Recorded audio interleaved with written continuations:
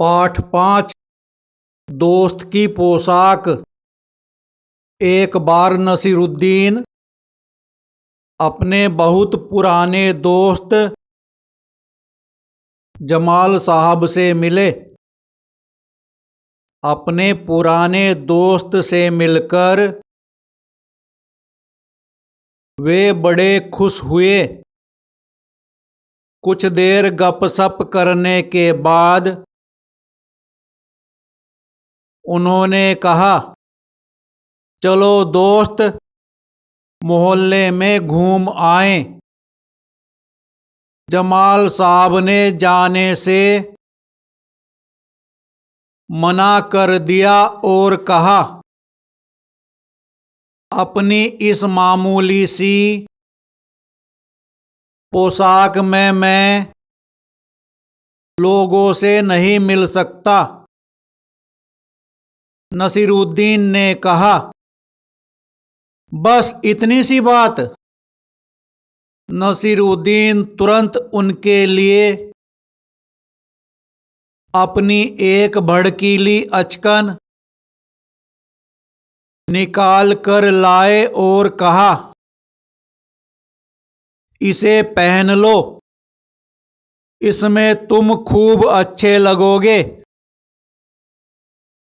सब देखते रह जाएंगे। बन ठनकर दोनों घूमने निकले।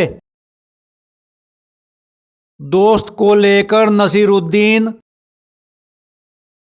पड़ोसी के घर गए। नसीरुद्दीन ने पड़ोसी से कहा, ये है मेरे खास दोस्त जमाल साहब।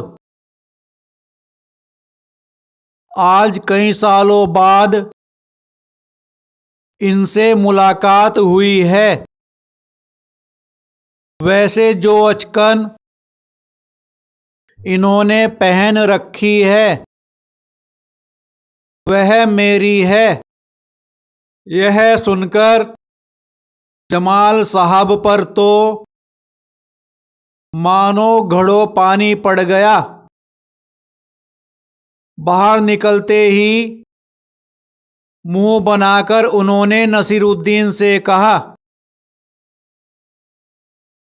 तुम्हारी कैसी अकल है? क्या यह बताना जरूरी था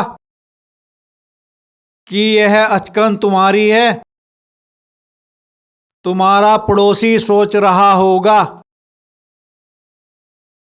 कि मेरे पास अपने कपड़े हैं ही नहीं।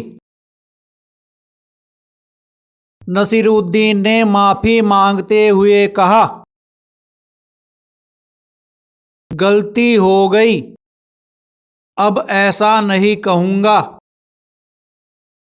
अब नसीरुद्दीन उन्हें हुसैन साहब से मिलवाने ले गए। हुसैन साहब ने गर्मजोशी से उनका सत्कार किया। जब जमाल साहब के बारे में पूछा तो नसीरुद्दीन ने कहा, जमाल साहब मेरे पुराने दोस्त हैं और इन्होंने जो अचकन पहनी है वह इनकी अपनी ही है। जमाल साहब फिर नाराज हो गए। बाहर आकर बोले, झूठ बोलने को किसने कहा था तुमसे? क्यों? नसीरुद्दीन ने कहा, तुमने जैसा चाहा मैंने वैसा ही तो कहा। पोशाक की बात कहे बिना काम नहीं चलता क्या? उसके बारे में न कहना ही अच्छा है। जमाल साहब ने समझाया। जमाल साहब को लेकर नसीरुद्दीन आगे बढ़े। तभी एक अन्य पड़ोसी मिल गए। नसीरुद्दीन ने जमाल साहब का परिचय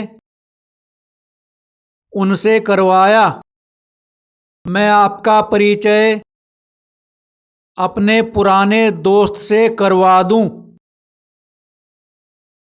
यह है जमाल साहब, और इन्होंने जो अचकन पहनी है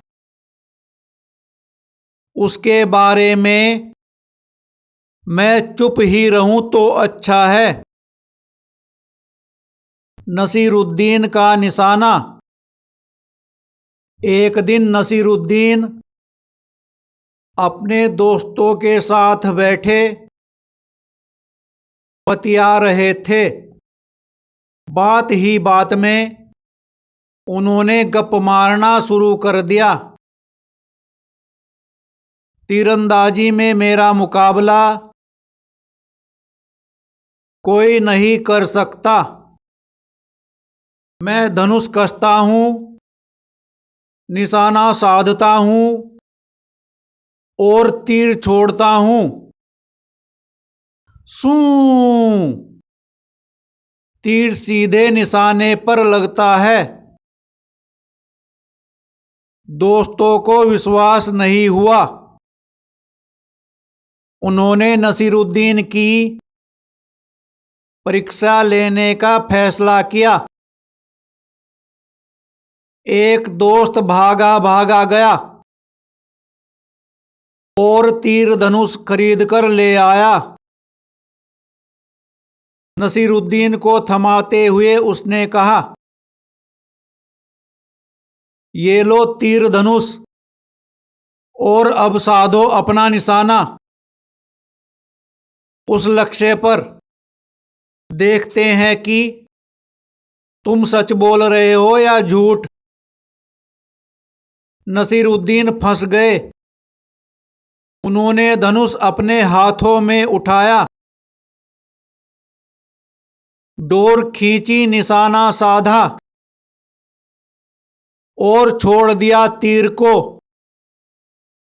सूं, तीर निशाने पर नहीं लगा, बल्कि वह तो बीच में ही कहीं गिर गया। हा हा हा हा हा। सभी दोस्त हंसने लगे। क्या यही तुम्हारा बेहतरीन निशाना था? उन्होंने कहा, नहीं नहीं, हरगिज नहीं। यह तो काजी का निशाना था। मैं तो तुम्हें दिखा रहा था कि काजी कैसे निशाना लगाता है। इतना कहते हुए नसीरुद्दीन ने दोबारा धनुष उठाया, डोर खींची, निशाना साधा और तीर को छोड़ दिया। सूं, इस बार तीर पहले वाले तीर से तो थोड़ा आगे गिरा, पर निशाना फिर भी चूक गया। दोस्तों ने कहा, यह तो जरूर तुम्हारा ही निशाना था नसीरुद्दीन।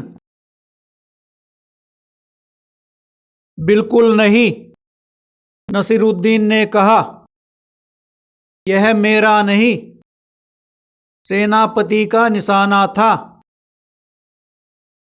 एक दोस्त ने ताना कसा, सूची में अब अगला कौन है? इतना सुनते ही सबने जमकर ठहाका लगाया। नसीरुद्दीन खामोश रहा।